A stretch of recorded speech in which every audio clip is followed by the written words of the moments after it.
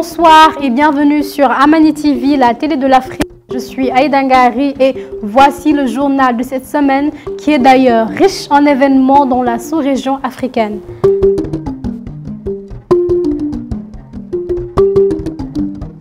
Nous commençons en République démocratique du Congo. Joseph Kabila lance une nouvelle plateforme d'opposition.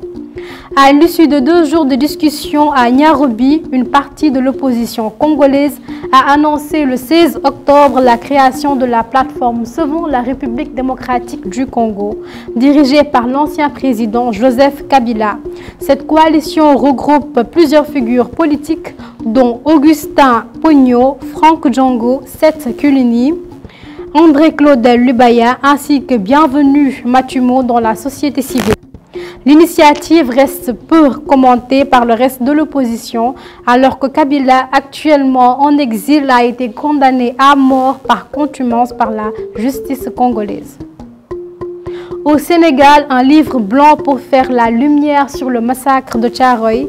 Le président Bassirou Diomaye Diakhar Faye a annoncé la poursuite des fouilles archéologiques sur le site du massacre de Thiaroye afin de lever les zones d'ombre sur cet épisode tragique survenu lors de la remise officielle d'un livre blanc élaboré par un comité de chercheurs sénégalais chargé depuis avril 2024 de rassembler les données historiques disponibles.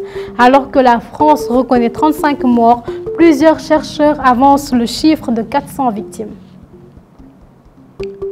On continue au Cameroun, la Commission nationale de recensement de vote convoquée.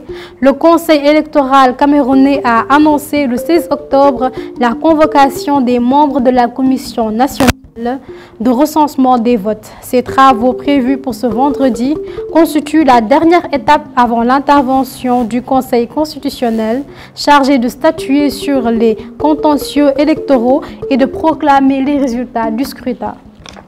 Au Congo-Brazzaville, adoption d'un plan national d'assainissement.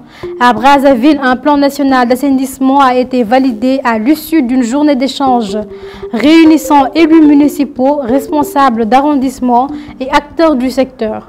L'objectif est de réduire les taux de maladies liés à l'insalubrité, particulièrement dans la capitale de ce pays.